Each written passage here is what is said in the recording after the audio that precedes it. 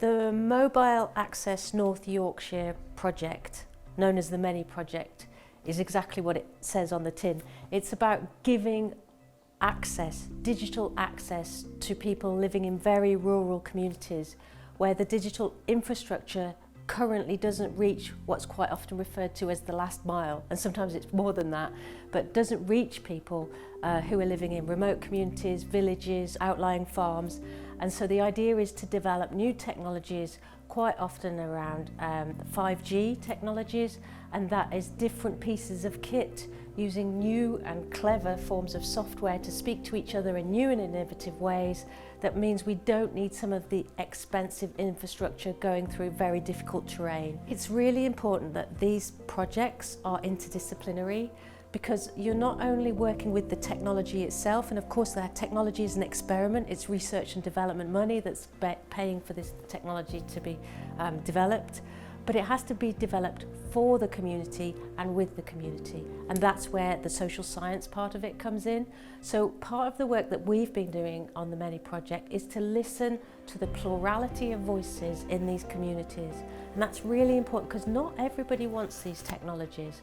So it can affect where the masts go, what sort of connectivity is put in place, and the quality of the connectivity.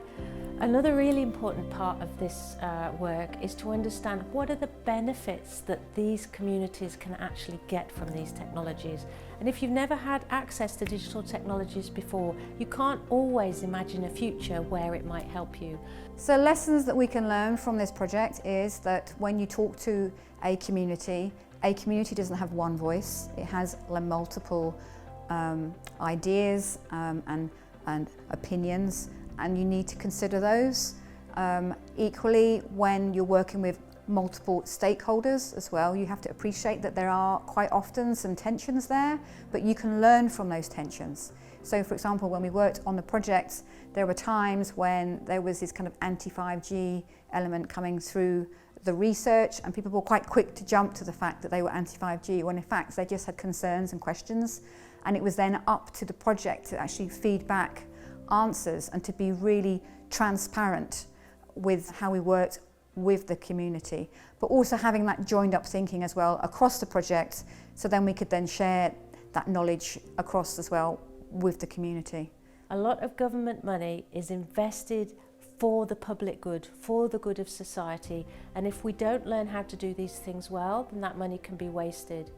It's also really important that we try and achieve this levelling up in society, and that means including rural communities as the world advances in socio-economic flourishing. And we so value the rural communities within which we live, within which our university is situated. This becomes a passion for both me and my fellow researchers, that we keep and protect those ways of life as well as moving those people forward with us.